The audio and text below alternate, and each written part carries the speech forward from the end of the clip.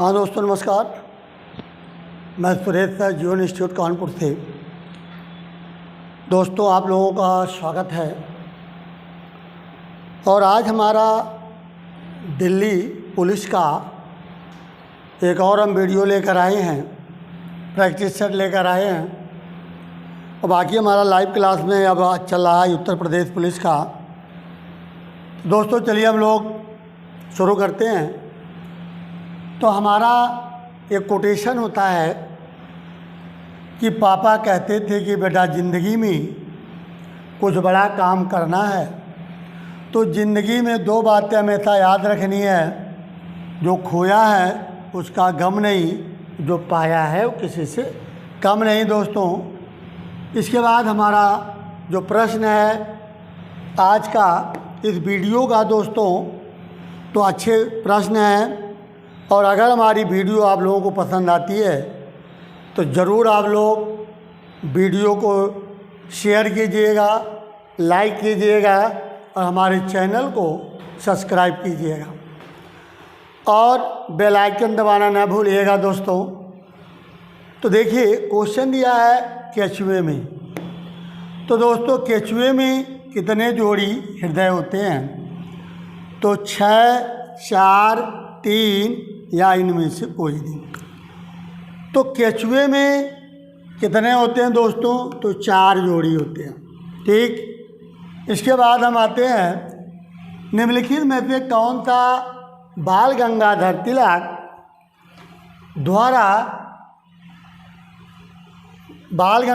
तिलक द्वारा किया गया साप्ताहिक कार्य है? तो पत्रिका है। तो ऐसे तो बाल गंगाधर तिलक ने केसरी और मराठा नामक समाचार पत्र का भी प्रकाशन किया। बाल गंगाधर तिलक ने गीता रहस्य लिखा। लेकिन हमें इनमें विकल्प पे चलना है। तो विकल्प में दोस्तों क्या है भाई? तो पहला हमारा है doctor of the Dewas, the Orion, young India, the call to young India. तो दोस्तों द ओरायन ये बाल गंगाधर तिलक का है और यंग इंडिया की अगर हम बात करते हैं तो यंग इंडिया गांधी की है। और the call to young India ये भी गांधी की है बच्चों। तो दोस्तों ये भी गांधी की है। तो बाल गंगाधर तिलक ने कौन सी लिखी है? The Orion. तो द ओरायन ये बाल गंगाधर तिलक का है। दोस्तों अगले प्रश्न में हम आ जाते हैं भाई। अगला प्रश्न दिया है केंद्रीय साक्षरता आयोग। तो दोस्तों केंद्रीय साक्षरता आयोग की स्थापना कब की गई? 1960, 1964, 1974, 1999। तो दोस्तों साक्षरता आयोग की स्थापना ये मालूम कब की गई? तो इसकी स्थापना 1964 में की गई थी। नेक्स्ट प्रश्न हमारा आता है इरेडियम परत की खोज किसने की और उन्हें नोबेल पुरस्कार से नवाजा गया? तो इरेडियम परत की खोज 4 ऑप्शनल है दोस्तों। कहता है Henry Moseley, Pierre Curie, Santiago Romain या लुइस अल्वासेज। तो दोस्तों लुइस अल्वासेज ने इन्होंने इरेडियम की खोज की थी और इन्हें नोबेल पुरस्कार से सम्मानित किया गया। और नोबेल पुरस्कार ये वर्ल्ड का सबसे बड़ा पुरस्कार माना जाता है और जिसकी शुरुआत 1901 में हुई थी। ठीक है, और ये 6 क्षेत्रों में दिया जाता है। चलिए अगले क्वेश्चन में हम आते हैं भाई। निम्नलिखित में से कौन सा विटामिन B6 का दूसरा नाम है भाई? तो विटामिन B6 का दोस्तों दूसरा नाम क्या है? तो अगर हम बात करते हैं थायमिन, तो थायमिन की अगर हम बात करते हैं तो B1। और पैराडाक्सिन, तो दोस्तों पैराडाक्सिन ये B6 होता है। तो पैराडाक्सिन ये आपका जाएगा B6। और ये रिबोफ्लेविन यह जाएगा B2। तो ये B2 का रासायनिक नाम है। तो आंसर हमारा जाएगा पैराडाक्सिन। तो पैराडाक्सिन होगा दोस्तों। नेक्स्ट क्वेश्चन, किसने विलियमिंगटन को प्रथम विश्व युद्ध द्वितीय हेरिटेज सिटी के रूप में घोषित किया दोस्तों? तो किसने घोषित किया है? Barack Obama, Donald Trump, Vladimir Putin या स्कॉट मॉरिसन? तो किसने घोषित किया दोस्तों? ये जाएगा हमारा Scott Morrison. Scott Morrison answer होगा दोस्तों। नेक्स्ट क्वेश्चन में हम आते हैं सर्वोत्तम किस्म का संगमरमर। तो सर्वोत्तम किस्म का संगमरमर दोस्तों कहाँ पाया जाता है? तो 4 ऑप्शन लिया है। कहता है मकराना, जबलपुर, जैसलमेर, सिंहभूम। तो दोस्तों इसका आंसर क्या जाएगा? मकराना। मकराना कहाँ पड़ता है? आपका राजस्थान में पड़ता है, और राजस्थान में पड़ता है मकराना। तो चलिए अगला प्रश्न हमारा आ जाता है दोस्तों, भारत की स्वतंत्रता के बाद कितनी बार नोटबंदी हुई थी? तो भारत की स्वतंत्रता के बाद दोस्तों कितनी बार नोटबंदी हुई थी? तो 2 बार नोटबंदी हुई थी। तो 1971 में इंदिरा गांधी ने नोटबंदी किया दोस्तों। 1971 में, हाँ 1971 में किया था, इंदिरा गांधी ने किया। ठीक है भाई, इंदिरा गांधी ने किया दोस्तों। अब हमारा आता है कि ये दूसरी बार कब हुआ?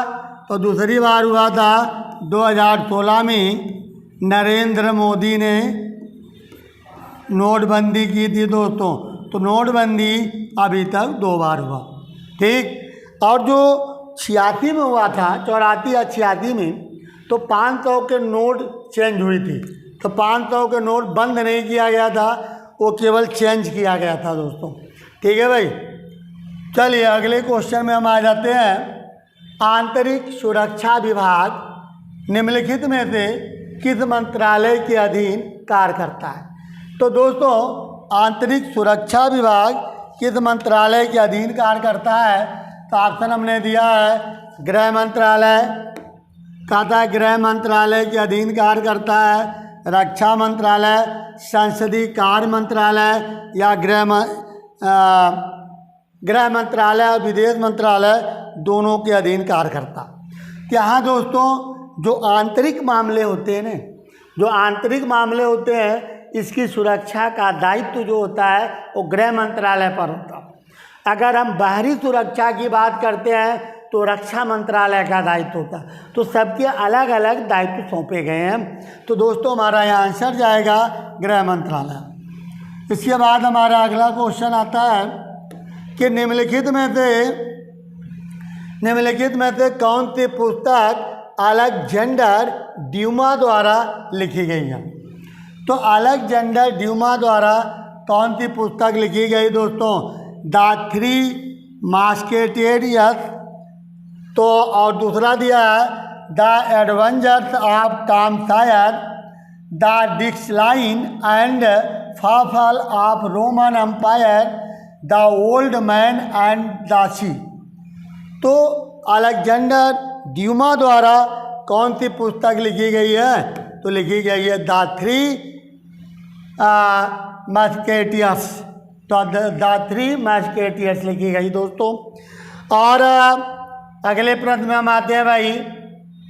नेक्स्ट क्वेश्चन है, विश्व का सबसे बड़ा ये जो रेलवे प्लेटफार्म है दोस्तों कौन सा है? तो पहले खड़गपुर था, फिर गोरखपुर हुआ, अब और चेंज हो गया। चेंज होकर के कहाँ आ गया दोस्तों? कि आ गया आपका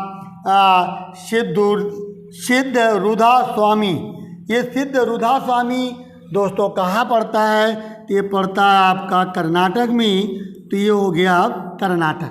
ठीक, अगला प्रश्न हमारा आता है दोस्तों, हाल ही में किस देश द्वारा अरब सागर में समुद्री साझेदारी अभ्यास MPX का आयोजन किया?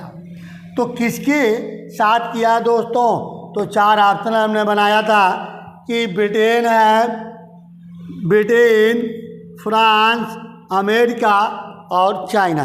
तो किसके साथ किया दोस्तों? तो फ्रांस के साथ। ये फ्रांस के साथ आयोजन किया गया है। आंसर हमारा फ्रांस जाएगा। निम्नलिखित में कौन सा कंप्यूटर का प्रथम वायरस था? तो कंप्यूटर का प्रथम वायरस क्या था बच्चों? प्रथम वायरस क्या था? IU, ब्लास्टर, सेंसर या क्रीपर? तुम्हारा आंसर क्या जाएगा दोस्तों? क्रीपर जाएगा। तो क्रीपर पहला कंप्यूटर वायरस था। ठीक है भाई। अगले प्रश्न में हम आ जाते हैं। कहता 82.5 डिग्री। ये जो बच्चा 82.5 है, ये हमारा भारत का मानक समय लिया गया। और मानक समय ये कहाँ से गुजरती है? तो अगर हम मानक समय की बात करते हैं, कहता कानपुर, आजमगढ़, इलाहाबाद, हमीरपुर। तो ये पहले इलाहाबाद था, तो आंसर हमारा इलाहाबाद जाएगा। लेकिन आज हम लोग बात करते हैं इसका मिर्ज़ापुर। तो आज ये मिर्ज़ापुर माना जाता है। ये जो 82.5 डिग्री क्रॉस करता है, ये मिर्ज़ापुर माना जाता है दोस्तों। अगले प्रश्न में हम आ जाते हैं भाई। कहता है पानी का घनत्व अधिकतम कितने तापक्रम पर होता है? तो पानी का जो घनत्व होता है अधिकतम 4 डिग्री सेल्सियस पर होता है। तो 4 डिग्री सेल्सियस पर होता है भाई। यहाँ हमें लगता है माइनस दिया है, तो गलत जाना चाहिए। 4 डिग्री होता है, 4 डिग्री सेल्सियस पर होता है, तो आंसर ये होना चाहिए। ठीक है भाई। चलिए, इसके बाद हम आते हैं भारत के थार रेगिस्तान में स्थित कच्छ का रण भारत के निम्नलिखित में से किस राज्य में अवस्थित है? तो कच्छ की अगर हम बात करते हैं दोस्तों, तो कच्छ का जो रण है वो पड़ता है आपका गुजरात में। अगर थार रेगिस्तान की अगर हम बात करते हैं तो राजस्थान में है। लेकिन हमारा जो आंसर जाएगा यहाँ जाएगा गुजरात। ठीक है भाई। तो गुजरात आंसर जाएगा। ठीक। सिंगापुर की मुद्रा का नाम क्या भाई? तो सिंगापुर की मुद्रा क्या है दोस्तों? हमने 4 ऑप्शन आपके सामने दिया है। कहा था सिंगापुर स्टालिन, या सिंगापुर डॉलर, या सिंगापुर रुपया, या सिंगापुर येन। तो इसका आंसर बेटा क्या जाएगा? तो सिंगापुर डॉलर। यहाँ आंसर हमारा जा रहा है सिंगापुर डॉलर। ठीक। नेक्स्ट पॉइंट पे हम आते हैं भाई। उत्तर प्रदेश में जिला मजिस्ट्रेट नियुक्त करने वाला प्राधिकरण निम्नलिखित में से कौन सा होता? तो जिला मजिस्ट्रेट, तो अगर हम जिला मजिस्ट्रेट की बात करते हैं, नियुक्त करने की बात करते हैं, तो जो जिला अधिकारी होता है ये UPSC एग्ज़ाम पास करके आता। और जिस हर स्टेट की एक रैंक होती है, तो जिस स्टेट की रैंक में उसका सिलेक्शन होता है वहाँ भेजा जाता है। तो जिला चार्ज देना या उनको ले जाना, ये किसका दायित्व होता है? तो दोस्तों ये राज्य सरकार का होता। तो राज्य सरकार या उत्तर प्रदेश सरकार जाएगा दोस्तों। ये उत्तर प्रदेश सरकार आंसर होगा। ठीक। अगला क्वेश्चन आता है GST के लिए संविधान संशोधन के परिणाम स्वरूप। तो GST के लिए जो संविधान संशोधन किया गया दोस्तों, कहता है निम्नलिखित में से किस अनुच्छेद में डाला गया है? तो GST कनाडा के संविधान से लिया गया है। और कहाँ रखा गया? अनुच्छेद 279। तो 279 में दोस्तों इसे रखा गया है। ठीक। अगला पॉइंट हमारा आता है केंद्रीय पुलिस प्रशिक्षण अकादमी। तो केंद्रीय पुलिस प्रशिक्षण अकादमी का मुख्यालय कहाँ है दोस्तों? इसका मुख्यालय जाएगा भोपाल में। ठीक है भाई। तो हैदराबाद में भी है, जिसको हम लोग बोलते हैं सरदार वल्लभ भाई पटेल पुलिस प्रशिक्षण केंद्र, तो हैदराबाद में भी है। लेकिन अभी हाल ही में भोपाल में चर्चा हुई है, भोपाल में बनाया गया है। हमारे गृह मंत्री ने इसका उद्घाटन किया था। तो अगला प्रश्न आता है भारत के नए राज्य की स्थापना का दायित्व किसे सौंपा गया? तो दोस्तों हम बात करते हैं अनुच्छेद की। तो अगर हम अनुच्छेद की बात करते हैं तो नए राज्यों के गठन का, तो अनुच्छेद 2, अनुच्छेद 3 और अनुच्छेद 4, ये तीनों में जो हम बात करते हैं कि नए राज्य के गठन का या उसके क्षेत्र को घटाने या बढ़ाने का, तो ये 3 आर्टिकल्स हैं, अनुच्छेद 2, 3 और 4। तो ये किसको अधिकार देता है? संसद को देता है। अनुच्छेद 2 कहता है किसी नए राज्य का निर्माण करने या उसके क्षेत्र को घटाने या बढ़ाने का अधिकार संसद को दिया गया। और यहाँ कहता है कि राष्ट्रपति की स्वीकृति लेना जरूरी है। यहाँ कहता है राष्ट्रपति स्वीकृति तो देगा, लेकिन पहले उन राज्यों की सरकार से विचार विमर्श करेगा, तब अपनी स्वीकृति देगा। ठीक, इसके बाद हम आ जाते हैं, एक आयोग गठित किया गया है, राज्य। तो राज्य पुनर्गठन आयोग। तो राज्य पुनर्गठन आयोग की स्थापना कब हुई? तो 1953 में की गई, और इसके अध्यक्ष किसे बनाए गए? फजल अली को बनाया गया। तो फजल अली को इसका अध्यक्ष बनाया गया था दोस्तों। ठीक है, तो आंसर माना जाएगा संसद। ठीक, अब बच्चों हम आ जाते हैं, ब्रिटिश सरकार द्वारा 1927 में भारत में साइमन कमीशन भेजा गया था, जिसका उद्देश्य क्या था दोस्तों?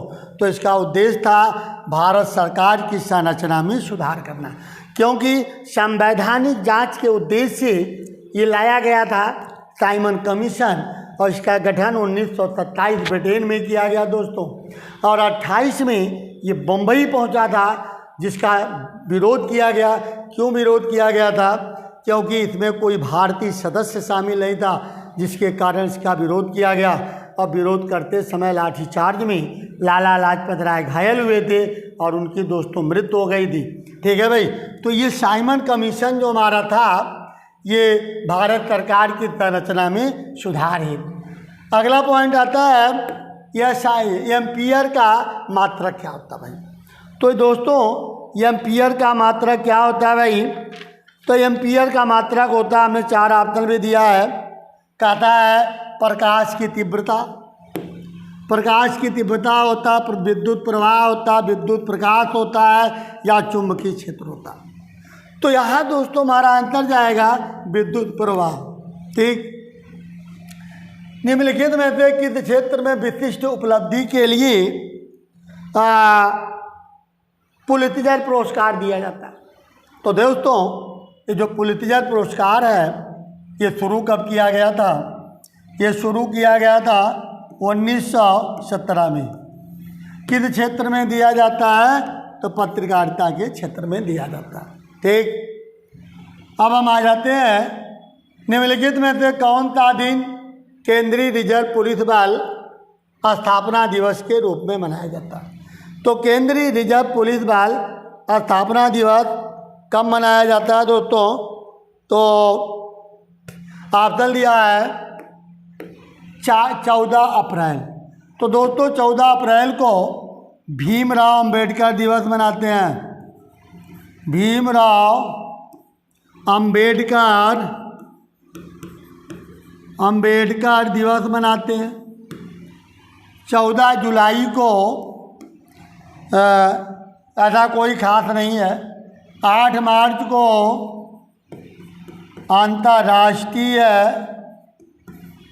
अंतर्राष्ट्रीय महिला दिवस मनाते हैं दोस्तों। महिला दिवस मनाया जाता है। 27 जुलाई को हम मनाते हैं केंद्रीय रिजर्व पुलिस बल दिवस, स्थापना दिवस। तो दोस्तों इसकी स्थापना कब हुई थी?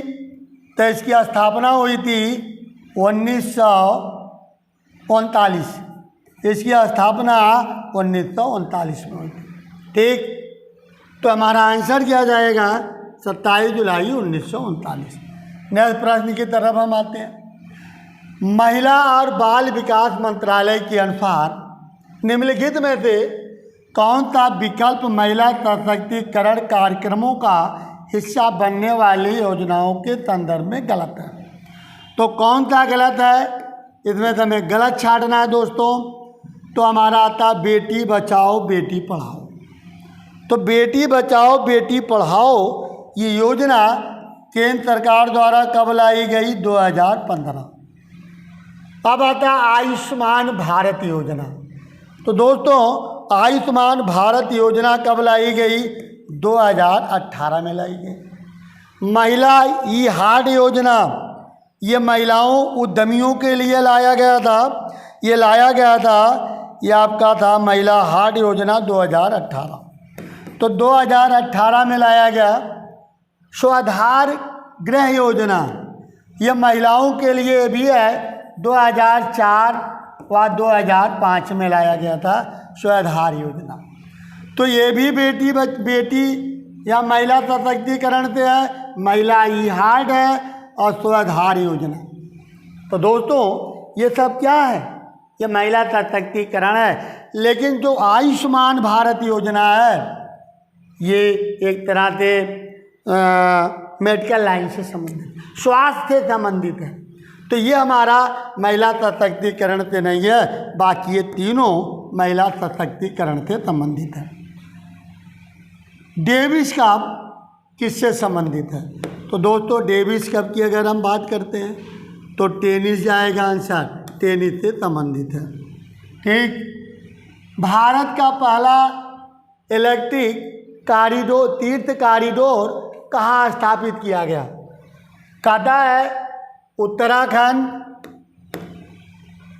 कहता उत्तराखंड में स्थापित किया गया, गुजरात में, राजस्थान या हिमाचल प्रदेश। तो दोस्तों हमारा आंसर क्या जाएगा भाई, ये कहाँ स्थापित किया गया? तो उत्तराखंड में स्थापित किया गया था, आंसर हमारा उत्तराखंड जाएगा। ठीक, नेक्स्ट क्वेश्चन, योग का वर्णन। तो दोस्तों योग का वर्णन कहाँ मिलता है, किस वेद में मिलता है? तो सबसे प्राचीन वेद दोस्तों माना जाता है ऋग्वेद। तो ऋग्वेद सबसे प्राचीन है, तो ऋग्वेद में योग का वर्णन मिलता है। ऋग्वेद में मंत्रोच्चारण का वर्णन मिलता है। सामवेद में गान या संगीत का उल्लेख किया गया। अथर्ववेद में जड़ी बूटी या अंधविश्वास का उल्लेख किया गया। आयुर्वेद में विधि या विधि विधान से संबंधित जानकारी दी गई। तो दोस्तों हमारा यह आंसर जाएगा ऋग्वेद। इसके बाद हम आते हैं भूचुचु महोत्सव कहाँ मनाया जाता है? तो दोस्तों भूचुचु महोत्सव कहाँ मनाते हैं भाई? अरुणाचल प्रदेश, सिक्किम, त्रिपुरा या असम। तो इसका आयोजन कहाँ किया जाता है दोस्तों? तो इसका आयोजन किया जाता है सिक्किम में। तो भूचुचु महोत्सव का आयोजन सिक्किम में किया जाता है। ठीक है भाई, यह किया गया, मनाया गया है। ठीक, चार्टर में संयुक्त राष्ट्र संघ। तो संयुक्त राष्ट्र संघ के चार्टर में या संविधान जो तैयार किया गया 10 जनवरी 1945 को अमेरिका के सैन फ्रांसिस्को में तैयार किया गया दोस्तों। तो उस समय जो संयुक्त राष्ट्र संघ के जो अंग थे 6 अंग थे। तो यहाँ हमारा आंसर क्या जाएगा बच्चों? 6 अंग। तो यहाँ हमारा आंसर 6 अंग जा रहा। ये 6 अंग क्या है भाई? पहला हमारा आ जाता है सुरक्षा परिषद। तो दोस्तों ये हमारा सुरक्षा परिषद आ जाता है, परिषद। और दूसरा हमारा आ जाता है महासभा, महासभा आ जाता है। और तीसरा आ जाता है न्यास। तो दोस्तों न्यास परिषद आ जाता है, ये हो गया हमारा न्यास परिषद। और चौथा हमारा आ जाता है सामाजिक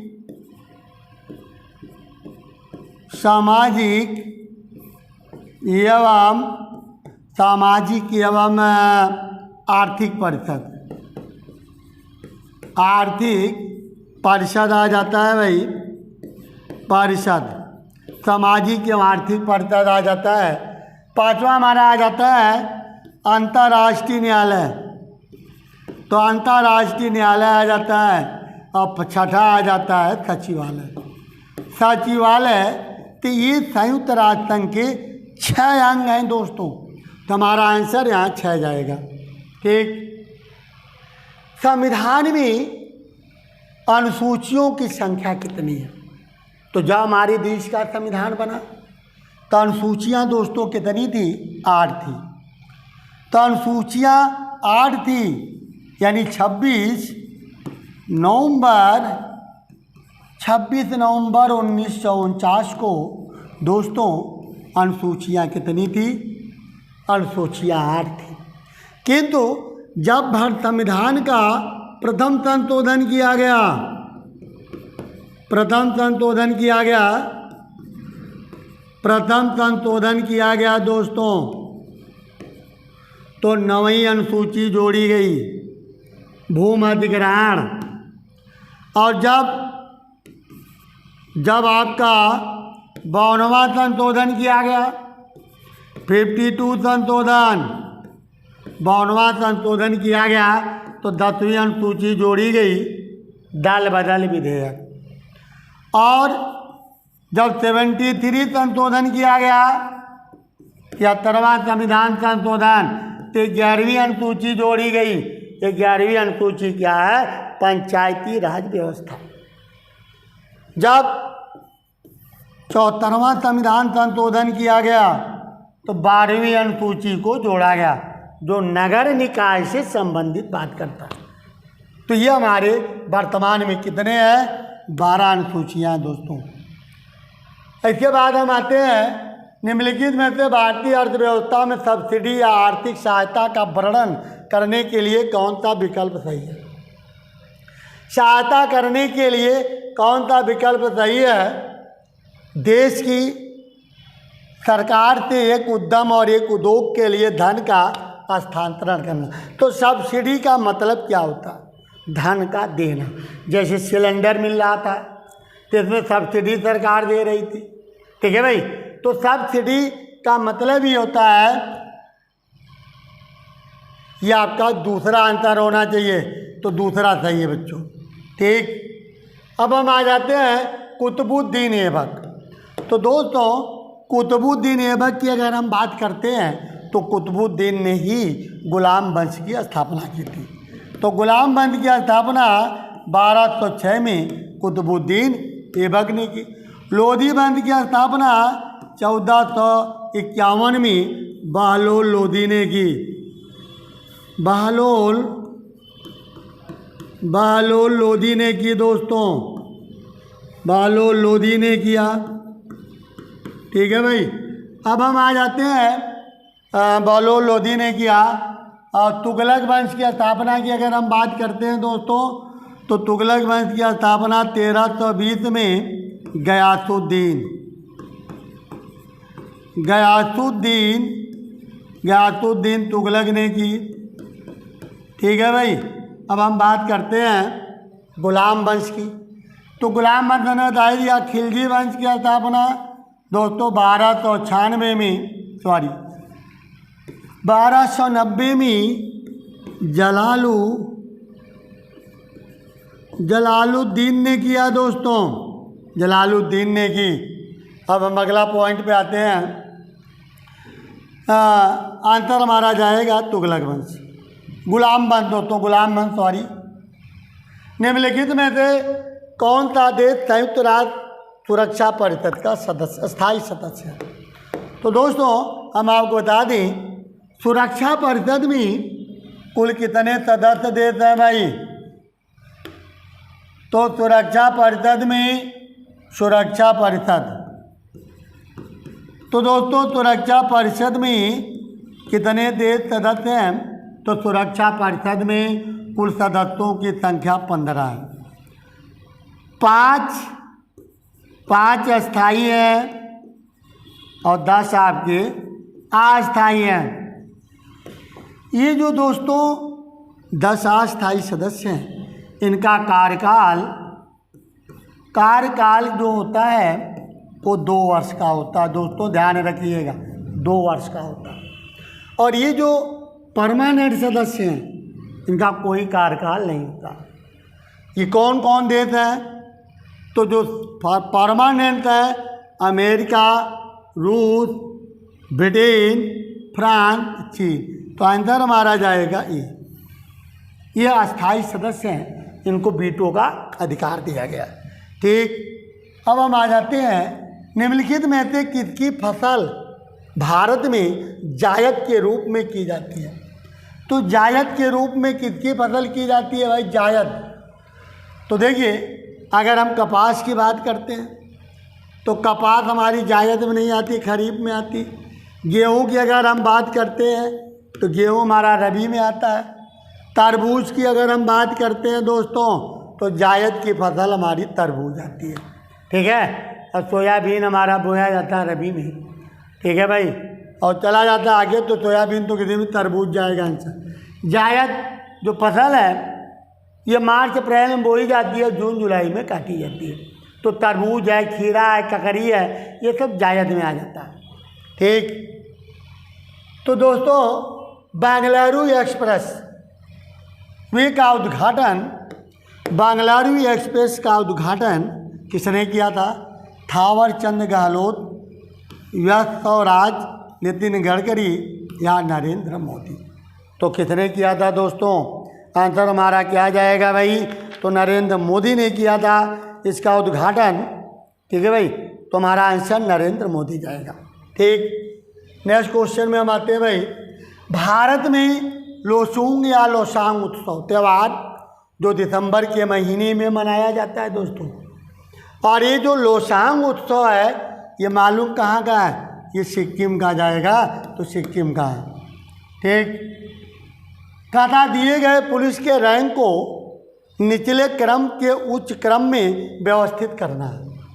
तो उच्च क्रम में व्यवस्थित करना है तो नीचे से हमको ऊपर जाना है। तो यहाँ हमारा जाएगा कि हेड कांस्टेबल, हेड कांस्टेबल के बाद आ जाते हैं पुलिस उप महानिरीक्षक। उप महानिरीक्षक जैसे एक तरह से थाना अध्यक्ष होते हैं, चौकी इंचार्ज भी लिखते हैं, उप महानिरीक्षक। इसके बाद इंस्पेक्टर की पोस्ट आती है, फिर उप महानिरीक्षक 2 आ गया, तो इसका मतलब गलत जा रहा है आंसर। तो उप महानिरीक्षक, हेड कांस्टेबल, ये भी गलत है।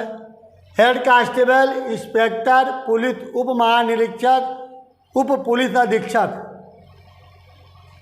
हेड कांस्टेबल, इंस्पेक्टर, सहायक पुलिस अधीक्षक, पुलिस उप महानिरीक्षक। तो ये हमारा आंसर हमें लग रहा है कि गलत जा रहा है भाई, क्योंकि बैठ नहीं रहा कुछ। हेड कांस्टेबल तो हो गया, इंस्पेक्टर यहाँ में या तो तीसरा होगा, यहाँ कुछ लिखने में गड़बड़ी हो रही है, या तो तीसरा होगा अन्यथा गलत, ठीक है भाई। ये थोड़ा सा मिस्टेक हो रहा है, बैठ नहीं रहा है।